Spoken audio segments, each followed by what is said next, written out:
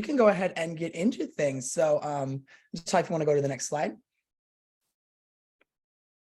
So real quick, we're going to do a little introduction, some logistics of how today is going to work, and then we're going to get into the live coaching aspect. Next slide, please. So first of all, we are Vida for those of you coming to us from Eventbrite. We are a life, career, health and wellness and leadership coaching company. And my name is Justice, and I'm one of the relationship strategists on the team. And what that means is when you're ready to have a conversation with one of us about what coaching could look like for you and as a resource to help you get to your goals, you're going to schedule a half-hour conversation with someone on my team where we just ask you the deeper questions to get to know more about you as a person and more about what you need to get from coaching. With that being said, if anyone has anything top of mind that they would like to go ahead and talk about, my link right there for my calendar, or my link is right there for my calendar, excuse me. And it is first come, first serve. And anybody coming to us from a webinar does get their first session free. So something to consider as you're linking through budgeting. With that being said, you can go to the next slide, Natalia. So how this is going to work. So in case you've been to any of our other events that have been a little bit more content heavy, this one's a little bit different. It's more of like a live coaching hour. So if you choose to engage, that's awesome. We would ask that you come on camera and off mute to get a real sense of what a coaching session is like. If you're not comfortable or not able to come on camera, you can still also do audio, or if neither of those work for you, you can write your questions in the chat and we'll get to them as we can. But if you are interested, we will spotlight Natalia, and then we ask that you raise your hand in the little Zoom icon down below. And then we're going to try to get through as many people as possible, but it's going to be a first come, first serve. And then, as I mentioned earlier, this is going to be recorded and posted on YouTube as well as sent out in a recap email. So please think about what you shared, what information you want out there, as it will be public. You can go to the next slide. And with that, we have Coach Natalia. I'm going to hand it over to you now. Cool. Hi, everyone. My name is Natalia. I'm a life coach here at Vida. I work with people. Mostly what I love to work around is finding your identity and connecting with your purpose outside of your career, right? So a lot of our clients are coming to Vida for career support. And then we think about, okay, yes, let's get you that career support. Let's get you a job that you love, but also let's explore the other parts of you that make you you. And so today, what I want to talk about is your emotions and how they connect to your body. I'm trained as a yoga teacher, and I also have done a few courses on somatic coaching. And somatic coaching really is connecting to the soma, to the body, and thinking about what comes up, what's the wisdom that is in our body that we can learn from. So I know I hear a lot, and I'm one of those people that sometimes I feel like I'm a floating head because I'm thinking about everything that I do as I'm doing it, as I'm thinking about what's next. So today, I hope that we have a little bit of time to give our thinking brains a rest and really get into our body, into feeling, into being present. So that being said, we're going to start with a little somatic exercise. So whether you can turn your camera off, turn it on, whatever feels good for you, but I want everybody to stand up if you can. If you can't, you can do the sitting down, but only watch the top half of my body because you'll be sitting down, and just give yourself a little shake. Just get anything. I don't know what time it is for you. It's 8:30 over here p.m. So my day has been long and I've been sitting for a while. So give yourself a little shake. And then when you can, we're going to do an exercise that's called the three swings, or it can also, Adrian from Yoga with Adrian calls it knocking on heaven's door. But what you want to do is slowly start to swing your arms just to either side, really letting them kind of carry themselves, right? So letting your hands get heavy and swing from side to side, really stretching your back, maybe going a little faster. So you notice that they're really taking some momentum. And like the name says, you're knocking on a door in the front and in the back, and just letting your arms swing from side to side. You can close your eyes if you want, going a little bit faster. And focusing on your breath, noticing if you're holding your breath, letting your arms swing, then maybe they can hit your body gently, go a little bit faster. And as you go, now you can start to slow down. So as slowly as you can, start to bring stillness into your body, just letting your arms sort of slow down on their own until you're completely still. And then just sit there in the stillness. Notice what you feel. Maybe you're a little off balance. You feel the energy that was flowing through your hands. Take a moment, just bring your hands to your heart. Notice if it's beating a little bit faster after that movement. And let's take 3 deep breaths together, just to cleanse and really find ourselves and arrive fully into our coaching hour today. Inhaling through your nose. And a big exhale through your mouth. 2 more, just like that. Inhaling through your nose, making room, opening up your chest. And exhaling, letting something go. 1 more, just like that. Big inhale. And exhale. Now slowly, mindfully, put your arms down, maybe blink your eyes open, and just find your way back to your seat as slowly as you can. I love to do that practice when I feel like I've been sitting all day long, or maybe I'm feeling a little anxious and I need, you're about to talk to a bunch of people on a call or a presentation. So now that we've done that, I wanted to show you what somatic experiences or exercises look like. So really it's connecting to your body, whether that means sitting down, taking some breaths, moving your body if you need to move energy around. So that's what we're going to do today in our coaching hour. So before I get anyone to raise their hands and come on to do some coaching, I want you to reflect on a couple of questions.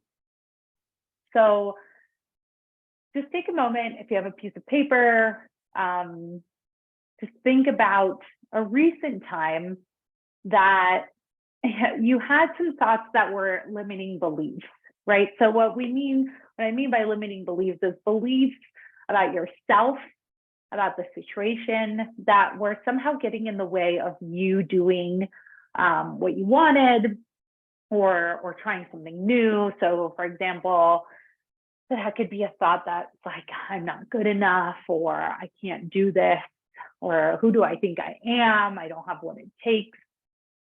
And just think about a recent time that these thoughts came up, and maybe write that down, whatever first comes to mind.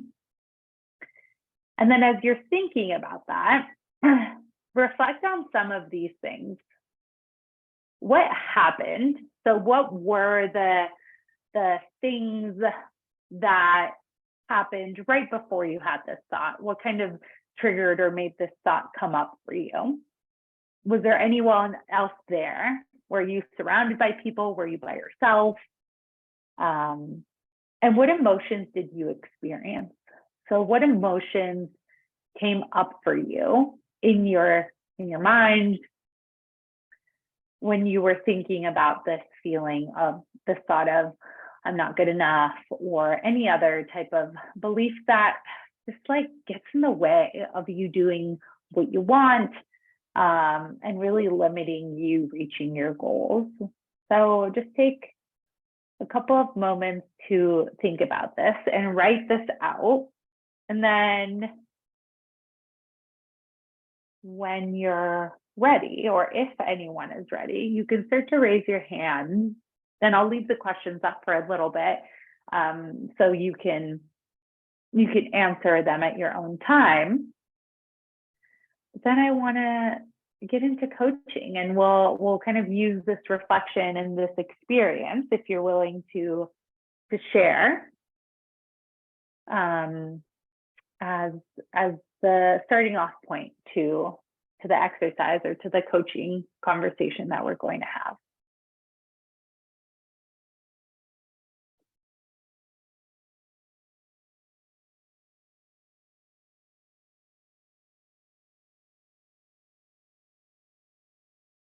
Like just said, you can raise your hand. I can't see the chat, so let me know if there's any questions on there. And just raise your hand and you can come off mute. You can keep your video on or off, whatever feels good for you. If you have any questions about this little exercise, this little reflection, feel free to pop any of those questions in the chat, and then we can go over them too.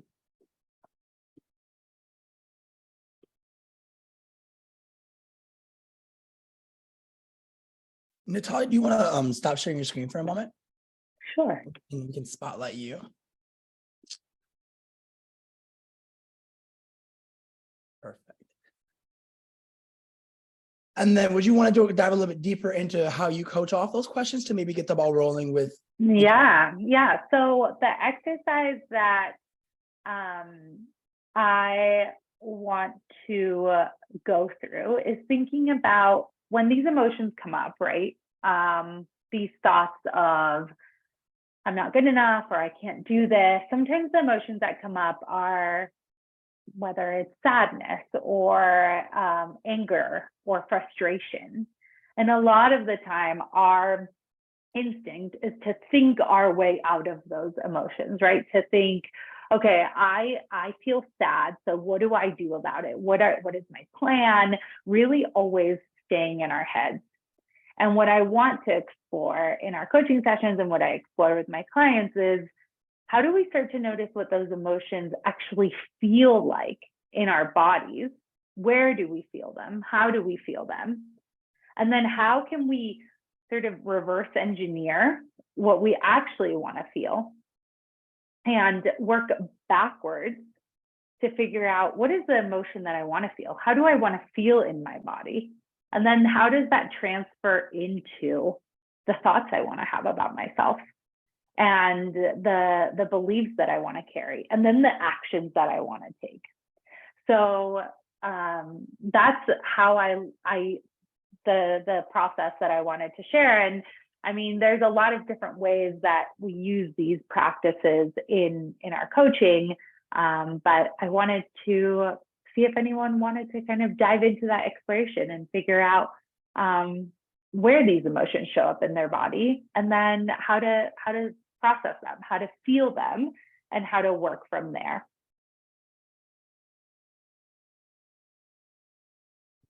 And another question that I will kind of open up to the group. Yeah. Oh, we have a question. We have Taya. Taya, are you comfortable coming on camera off mute? Would you like to? What would be easiest for you? Perfect. Thank you so much. I'm going to spotlight you right now. And thank you for kicking us off today. Hi. Is it Taya? Taya? Oh, I think you're still on mute. Taya.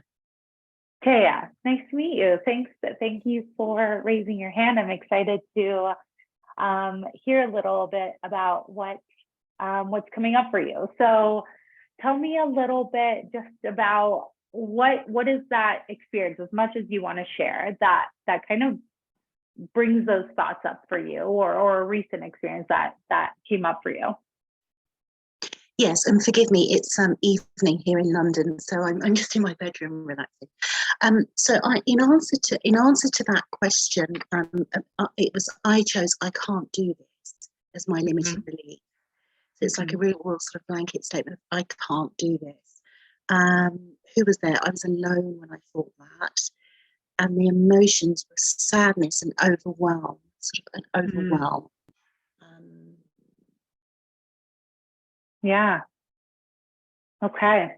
So let's just try and, if you're open to it, just to go back to that moment for a second, right? So notice in your body when you're hearing the thought of, I can't do this, and you're by yourself, you're feeling the sadness and this overwhelm.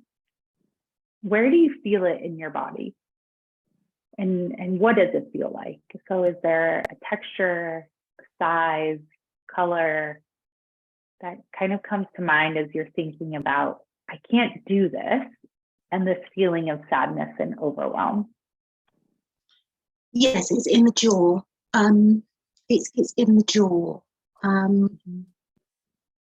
So it would be my face, and it's particularly the jaw area that I'm feeling it. Yeah. And so is it like your jaw tightens? Does it feel locked? What comes up for you?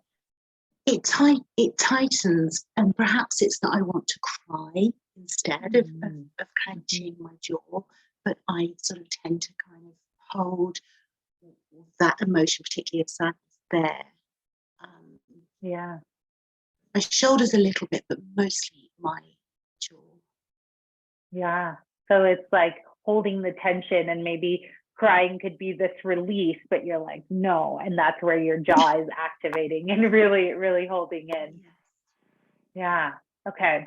So what I would love to do is just take a moment to feel that, right? So as you're closing your eyes, start to take some deep breaths and send that breath to your jaw. So imagining it that you have an empty balloon somewhere in your jaw, and every time you take a big breath, that balloon is filling up and really making some room in your jaw, kind of gently helping you open it up and release that tension that you're feeling. And when you exhale, that balloon's deflating.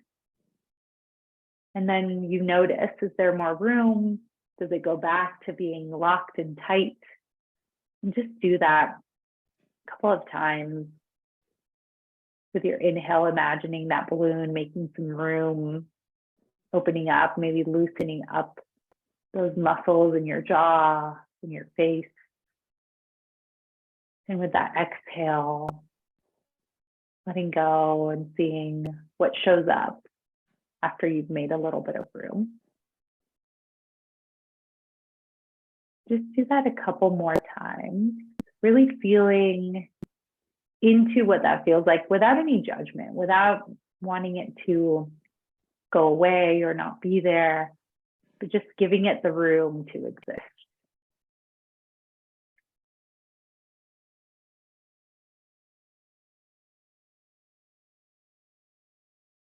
And then I want you to think about,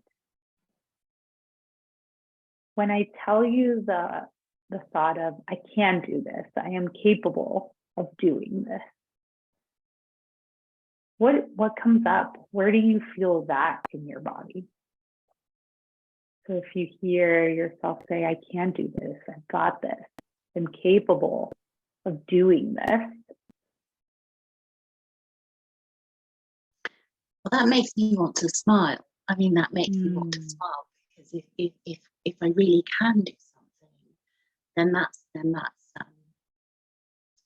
achievement. That's a wonderful feeling. So it kind of makes me want to smile. Isn't that interesting? It's in the same area, isn't it? Yeah. Yeah. So let's try that. Let's just give a little smile. Turn those corners of your mouth up and smile, and give those, just welcome in that breath and keep thinking, I can do this. I got this. And then notice, like when you're smiling, when you're feeling this, when you're thinking this thought, if I can do it, and your body's smiling, does anything else happen? Do you feel anything else in your body that shifts or that moves as you're finding this new position for your jaw to be in, this new smile? No, my position changed. My posture changed. My posture changed. I feel a little bit lighter. It just everything feels feels lighter and slightly more manageable. So with that said, if I'm to smile, then there's the possibility that I can then move forward into actually action, into doing something. I don't know if that makes sense, but yeah, absolutely. I don't feel stuck. I'm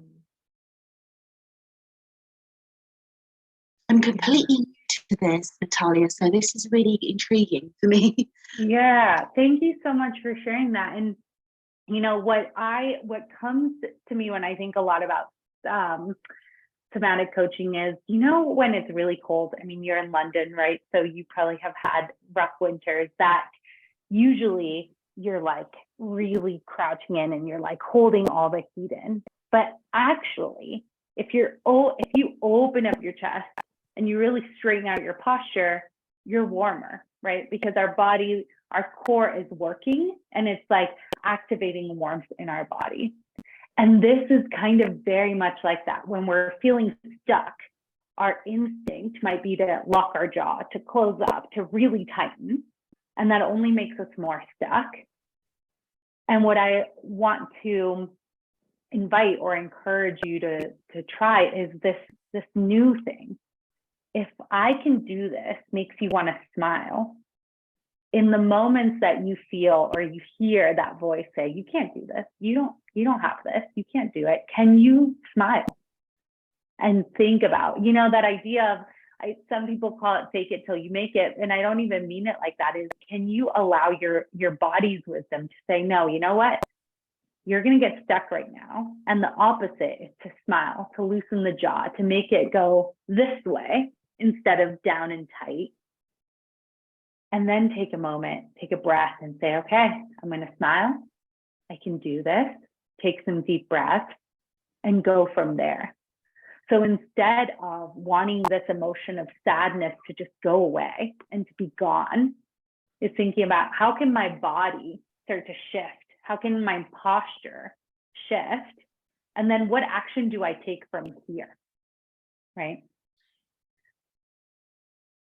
Yes. So I mean, there may still be sadness, is what you're saying. However, the smiling is shifting. It's making that shift. And it's not, you're exactly right. Like, it's not so much about I'm sad and I'm going to stop being sad. It's more about this thought makes me feel sad, and it makes my sadness look like me clenching my jaw. It feels like me feeling stuck and like I might cry. And what I want to do is make room for that to be there, but my body to embody what I want to be feeling. And that might mean that I still feel sad, but I can loosen my jaw and I can take a deep breath. Instead of going deeper into it, I'm choosing to acknowledge it, let it be there, but kind of allow my body to lead the way, and maybe in the right direction, right? It doesn't mean that we're jumping straight in, but we're at least going in the direction where we want to be heading. And I think also it's about making those connections of, if the thought of I can't do this makes me lock my jaw, and when I think I can do it, I smile. Then when I smile slowly, it sends a signal to my brain that I can do it. Yeah. Right? Yeah, makes sense. And it's really gradual. It doesn't mean you're going to do it one time and then that I can't do this will never come back. But it's this physical reminder of, oh, I'm locking my jaw. What thoughts might be going on as I'm locking my jaw? Maybe I'm not even noticing that I'm feeling sad and stressed and overwhelmed, right? So there's all these points of connections that whichever it is that you notice first, you can tap in and say, ooh, this is maybe a time to take a moment and smile and bring that other thought in and see what happens. It's an awareness, isn't it? Just really listening to the body. Yeah, and I think so many of us can, like, I always give the example of, there's times that I'm crouched over my desk like this, and my legs are crossed over 3 times, and I think, oh, why am I so stressed out right now? And it's like, well, my body is like in this tight position. That's all it's telling my brain is you are tense, you are stressed. So it's how do we communicate with our body and bring awareness of how these things are connected, right? Yeah, I identify with that. Thank you. Yeah. Natalia. Thank you so much for sharing. Thank you. Thank you so much. Okay. We did have a couple questions in the chat. We currently don't have any hands raised, so I will read them to you if you just want to respond to those. So we have a question from Betsy. Can you talk about how we manage the feelings in our body real time? Yes. And then there's this, I'm not sure if this is or not, but it says when the emotion is distracting from what we need to do right then and there. Yeah. And I'm going to share a couple resources or exercises at the end as well that I think will help this, Betsy. But I think it's really about, and Jillian and I were talking about this at the beginning of your breath is the one thing that can support and sort of shift these automatic processes in your body, right? So when we get nervous or stressed or angry or worked up, our heart rate rises or we get really hot. And usually, if we're able to bring it back to our breath and even just take a breath, because a lot of us tend to hold our breath in that moment or release, take an exhale and then an inhale. It's just a good way of regulating your nervous system. And I think that's usually what gets in the way in the moment of we just want the emotion to not be there, but we don't notice that our nervous system has already, like, it's in emergency mode. Like the worst thing has happened, like we're in danger. So we flip our lid, right? So bringing it back to the breath to say, hey, you're safe, you're here, and then let's move from that place. So I think breath can be a really great way to manage it in the moment into our bodies. Thank you. We also have a comment from Nash. I often feel like this, often feel less than or not good enough. So today I recognize that I have been ultra stressed. I became aware when this happens. I became aware when this happens that I want someone else to take over. I want to run and hide, and I can't take the information in my head. Yeah. So I think going through the exercise that we just did of really thinking about, okay, when those thoughts of I'm less than, or I'm not good enough, or I'm ultra stressed, so this is like really intense. How does it show up in your body? So what are some things that happen in your body when you're feeling this way and when these thoughts are coming up? And then reflecting on, okay, that's what's happening. What are the ways I want to feel? So when you think, I want someone to take over, I want to hide, well, what would that give you, right? So thinking about what would it give you if someone takes over? What would it give you if you were able to hide somewhere? And then, like I said, in a way, reverse engineering of, okay, what would the thoughts go through my head if I was safe and hidden, or someone had taken over this for me? Maybe I would feel like I'm good, I'm safe, I can do this, or yeah, I think I'm safe is this big thing that comes up, or whatever that is for you. I don't want to put words into your mouth, but thinking about, okay, and when you think of that thought, then what happens in your body? What shifts? And really working to make those connections. And I think all of this is about awareness of like noticing what the connections are and noticing when are they connections that are serving me and supporting me? And when are these connections that are trying to tell me something? And if I listen to them, I can figure out what I need in the moment. Expanding on that a little bit, I believe Jane Nash, if you'd like to jump on and explain a little bit more, that you'd be more than welcome to. Otherwise, we can just keep on going. So I actually have a question I was curious about. Yeah. So this is for the audience. What was it that attracted you to this particular session what was it that you were hoping to get out of the session, be it as a participant and or a bystander? Just curious what you were hoping to get out of this so we can make sure we cover as much as possible.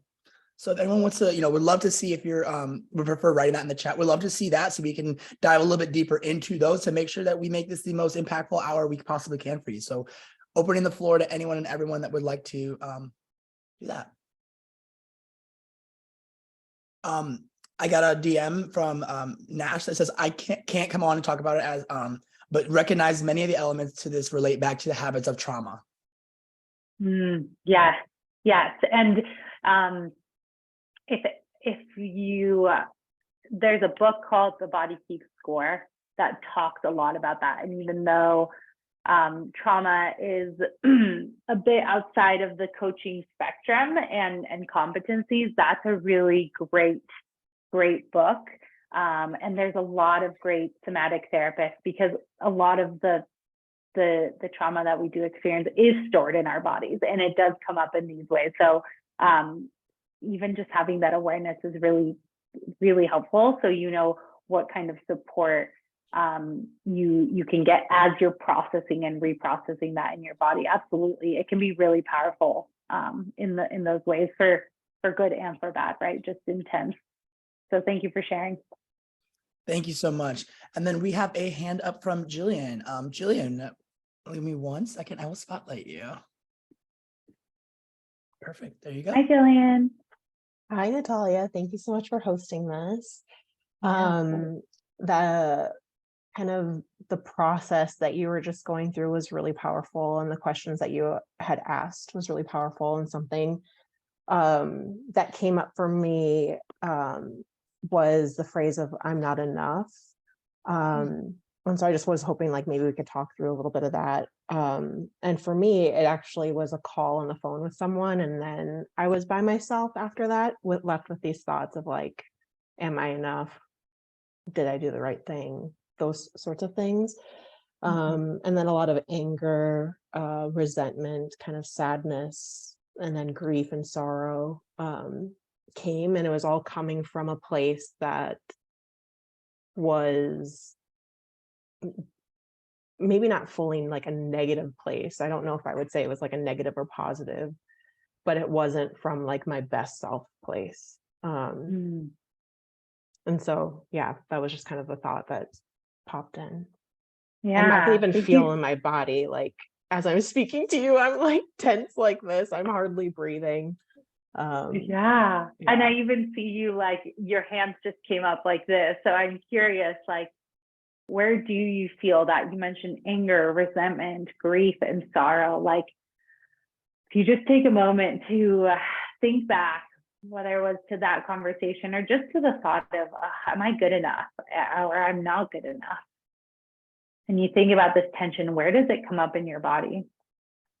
Definitely in my heart. And is And there like in my breath? Yeah. Is there a texture, a size? What qualities? Like when you say I feel it in my heart, what do you feel in there? Feels like clenched, like my body is going inwards, shortness of breath, wavering of breath. Yeah. And if you think of that conversation and you could come up with the thought that you would have wanted to have. So you mentioned your best self, right? Or so that version of you that's in there. What would she have wanted to think after that conversation, or to believe? I am loved. When you just say that in your head a couple of times, maybe take some deep breaths, and where do you feel I am loved? Where does that show up in your body? Well, I have tears in my eyes. I feel like I also feel it in my heart. Like it's less clenched, even just saying that. Yeah. So let's just take a few breaths into that. And Noticing what happens when you allow this thought, this belief of I am loved to come in and to release tears, tension, to unclench your heart.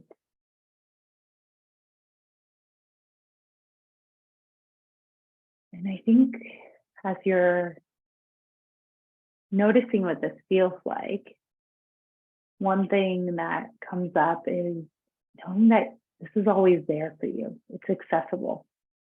Just as I'm not good enough, or I'm angry, or whatever else showed up that didn't feel like it was serving you in the moment, you also have the capacity to draw this I am loved, this release, and this unclenching of your heart. And it's all within you, right? It was nothing I gave you, nothing anyone else handed to you, the person on the phone. And I think it's just remembering that your body knows how to make you feel loved, how to make you feel enough. And knowing that you can come back to this if that thought of, I'm not good enough, or if those angry feelings come back, allowing them to be there, but knowing that doesn't mean that I am loved isn't true, right? That those things can coexist, because they do. They're both in you, and you can allow them to be there together.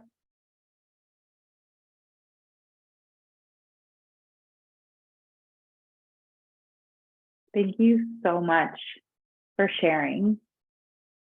And I think, and just for being vulnerable. And I always think, and I know a lot of people feel really uncomfortable around tears. And it is like one of the most natural releases of tension that our body has, especially if we're like holding things in, right? And I think noticing that that's like the most natural thing for our body to do is, hey, there's this way that I'm holding on to tension, and now I'm releasing it, and here's how it comes out.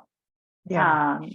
So I just think making room for that to be there instead of feeling judgment or any negative emotion towards that. Mm-hmm. Yeah, I was going to say, And I'm doing my best to not judge the tears. Yeah, or to hold them back, right? Because then that's just like clenching in your heart and then clenching in your face, and then it's all that tension. And then and you don't have to share this, but just for you to take with you is, when you embody this feeling of I am loved, when you feel that in your body, how would you move forward embodying that versus how you would move forward embodying that I'm not good enough, and noticing kind of like the two paths that would be there, and just noticing them, right? Like playing that reel out a little bit of how would I show up differently if I'm tapping into that versus the other. Yeah. Thank you so much, Natalia. Yeah, thank you so much. Thank you so much, Jillian, for coming on with us. We have a couple questions in the chat. So it says, when I go in public, I get totally dysregulated because I mind read others, thinking they are thinking how fat or unattractive I am. How do you stop this when it's so automatic? And then there's a second comment that says, my body makes me uncomfortable. Where do you start with somatic practices when you are dysregulated by your own body? Carol, that's such a good question. I think even and I'll share just a practice that I really love is doing like self massage, or doing even like putting lotion on, or things that are very kind to your body. So what I'm hearing is, how do you rework that relationship that you have with your body, right? So how do you, if there's something that your body's like, it makes you uncomfortable, you don't want to be in it, you don't feel like you actually want to embody your own body, is how do you start to care for yourself, to really love on your body? And the questions that I always ask with this is, how would you love on someone else, right? Would you give them a back rub or a caress on their arm or a hug. And then how can you do those things back to you to sort of just shift and start to create a new pathway there for how you interact with your own body. And I think again too, like so that is like the very physical practice. I think like self hugs, I know they may sound like, I don't know, why would I give myself a hug? But it's like really regulating to your nervous system to just like give yourself pressure. So that can be a really immediate kind of focus. But even just like, I always think about this when you get out of the shower or when you wake up in the morning, putting some lotion on and like massaging your face or massaging your arms and really embodying this thing of what do you want to feel? So I am beautiful. I am valuable. I am loved, whatever those thoughts are, and thinking about them as you're interacting with yourself in that way. And I think a lot of this is creating new connections. So if right now the connection for you might be, I'm in my body and I feel unattractive, or I think I am. How do you start to create a connection that says, I am beautiful and I am loved as I am, and then connect with your body. So it's sort of like reconnecting that thought and that feeling in your body, if that makes sense. Thank you so much, Carol, for that. At this point in time, Natalia, do you want to talk a little bit more about coaching overall? Yes, and so I'll talk more about coaching, and then I will share some resources. So just because of the slides, how they are, I'll be really quick with these resources. Everyone was talking about some ways to connect with your body. So with the follow-up email, these are 3 exercises that I love to do to connect with our bodies and to notice it. And you'll see in my instructions and the things about this, it's leaving judgment out the door, right? So connecting with our bodies and leaving anything that says, oh, my neck is tight. Why? I didn't do yoga, or I should have gone to the gym. Those things are out of the door. It's just about noticing. So some resources, they'll come in the follow-up email, and I'll also share some instructions or some ways to do this. And just also, I want to share like being really gentle with yourself. With all of these things, like we mentioned, sometimes it touches on traumatic experiences or on things that we've been storing in our bodies for a while that we didn't even know. I see this a lot in my yoga classes that comes up for people, and just being gentle with whatever comes up and knowing that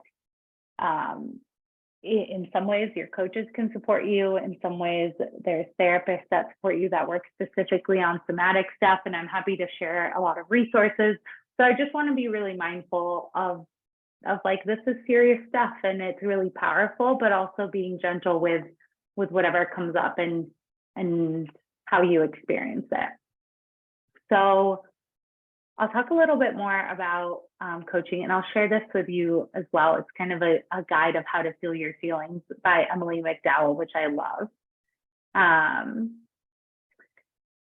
And so how coaching can help, and I think just connected to what we talked about today. So much of the time we have goals, we know what we want to achieve.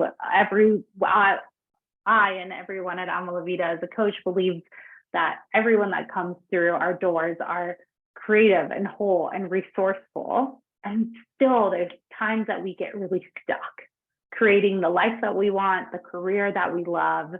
And so a coach can really support you in figuring out what is getting you stuck, right? So thinking about, what if this time next year you had the things that you wanted, these goals that you have for yourself, whether it's relationships, careers, confidence, personal hobbies, personal projects.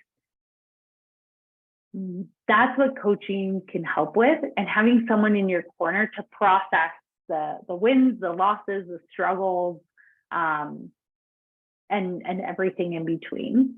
And so how can a coach help? And it really depends on every single coach, but I'll talk about a little bit of what I do and how coaches at Amala Vida can help. So first, getting really aligned on what that vision is, right? And where that vision is coming from. Is it coming from the part of you that says, I'm not good enough? So it's all your goals are around proving that you are? Or is it coming from the part of you that says, I'm loved and I got this and I'm valuable and this is what my vision is for me?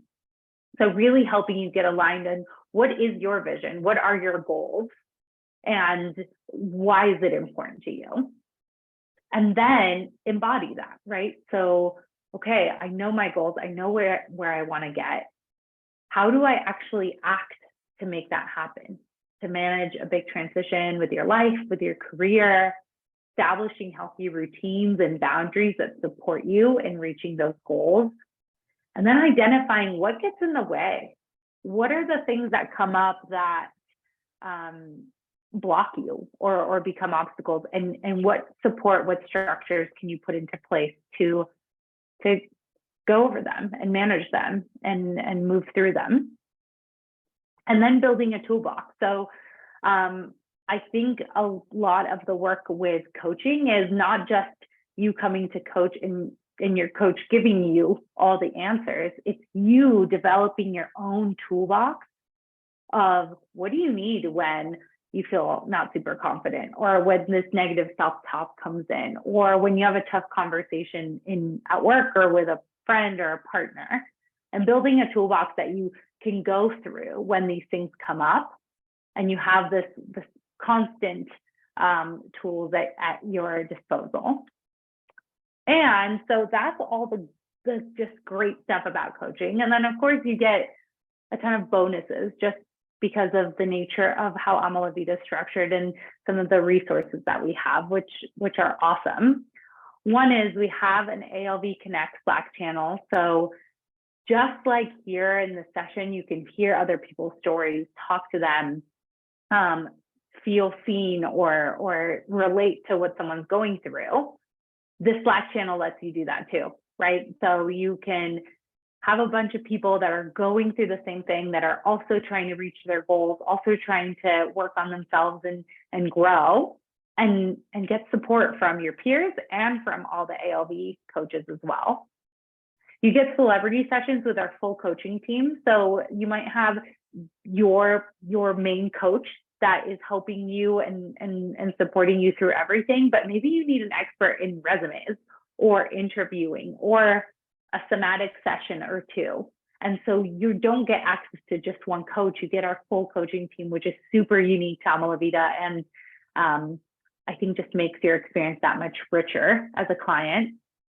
You get ALV members only events. So we have really dedicated, intimate events with our members, whether it's career, leadership, life.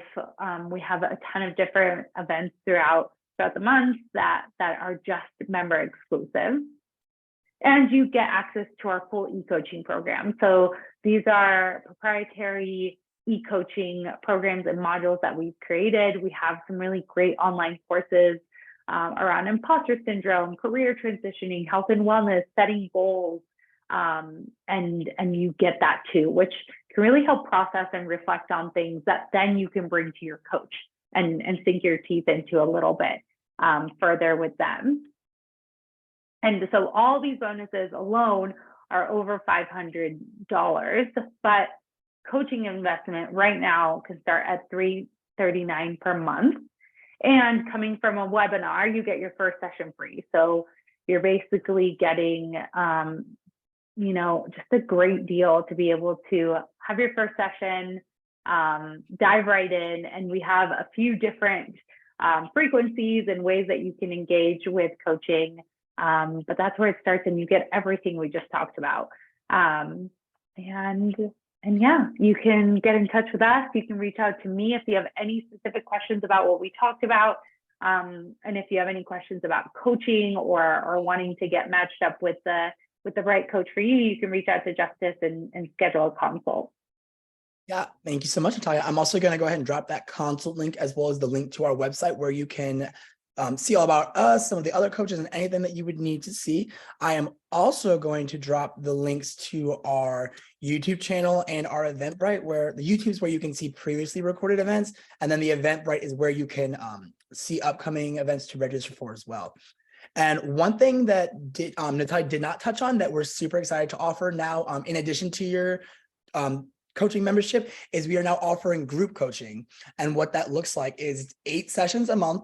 They range from the time of the day of the week. They also range from the coach that leads the session as well as the session topic. So it could be something as vague as general life or general career coaching at Tuesday at 2 p.m. to LinkedIn optimization on Friday at 4 p.m. So a wide variety of topics, a wide variety of coaches, and we really encourage you to utilize these in supplement to your one-on-one coaching sessions. So really just a fun new way to optimize your time in between the sessions to move through the process to get to your goals faster. So that's something really new that we're excited to offer, and just wanted to make sure everyone knew about that as well.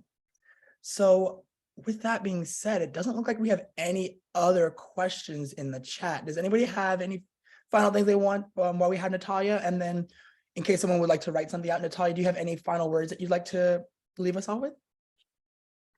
Well, I will share some of the resources, but really just wanting to share just a reminder, like I said, being gentle and finding awareness in this is the first thing. And I think that's where a coach can support you. And you might go through an exercise and be like, oh man, that was intense and I don't know where to go from here. And your coach is the person that can help process and kind of work that through. So when people say, well, I don't really know what the point of coaching is, it's just having the space, someone who's in your corner, who is totally unbiased and is there for you to just like work things out and meet things out for you. So yeah, I just wanted to share for anyone that's like, I don't get it. What does the coach do? I think it just gives you that space to process with someone who has the tools and the knowledge and the expertise, but can just hold space for you and support you in your goals and the things you want to achieve. Awesome. Well, it looks like that is all that we have for today. So we'll give everybody a few minutes back at the top of the hour. Thank you again, everyone, for attending today. And we hope to see you at a future event. And like we said, reach out if you need any help at all. Thank you.